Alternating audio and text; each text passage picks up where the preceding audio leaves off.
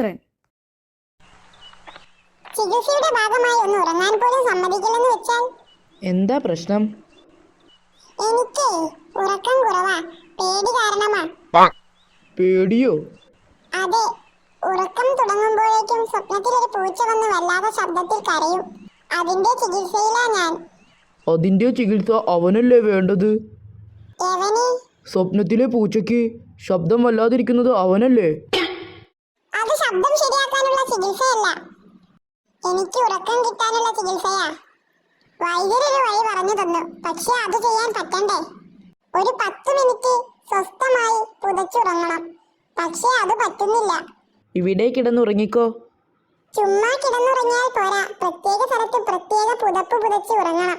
അതിന് ആദ്യം പ്രത്യേക സ്ഥലത്ത് കയറി പറ്റണം. നമ്മുടെ ഗുഹ പ്രത്യേക സ്ഥലമാണോ സൂത്ര? പുതയ്ക്കാൻ കയറി പറ്റണോ? മനസ്സിലായില്ല. ഉദാഹരണം പറയാം. മാവിന്റെ ഇലകൾ പുതച്ച് ഉറങ്ങണമെന്ന് കരുതുക. അതിന് മാവിന്റെ മുകളിൽ കയറി കിടക്കണ്ടേ? മുകളിൽ തന്നെ കയറി കിടക്കണമെന്നില്ല. മാവില പറിച്ച് പുതപ്പാക്കി താഴെ കിടന്നാൽ പോരെ? ഓ, അത് ശരിയാണല്ലോ. അതെന്റെ ബുദ്ധിയിൽ വന്നില്ല. അതിനത്ര ബുദ്ധിയൊന്നും വേണ്ട.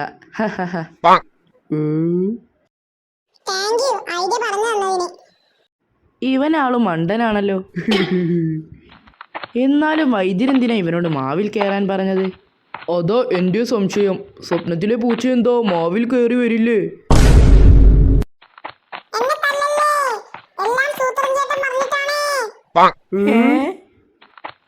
ആരാ തല്ലാൻ വരുന്നത്? കടിയൻ സിംഹം. ദ്രോഹി, എന്നിട്ട് എന്തിനാ നീ എൻ്റെ പേര് പറഞ്ഞത്? ചേട്ടാ, ചേട്ടനല്ലേ പറഞ്ഞത് മുകളിൽ കയറി പുതച്ച് കിടക്കണ്ട, പറിച്ചെടുത്ത് പുതപ്പുണ്ടാക്കി താഴെ കിടന്നാൽ മതിയെന്ന്. മാവിലെ പറിച്ച് പുതച്ചതിനാണോ കടിയൻ തല്ലാൻ വരുന്നത്? മാവിന് ഞാൻ ഉദാഹരണമായി പറഞ്ഞതല്ലേ. സിംഹത്തിന്റെ സടയിൽ പുതച്ച് കിടന്നുറങ്ങാനാ ചികിത്സ. നിൽക്കാൻ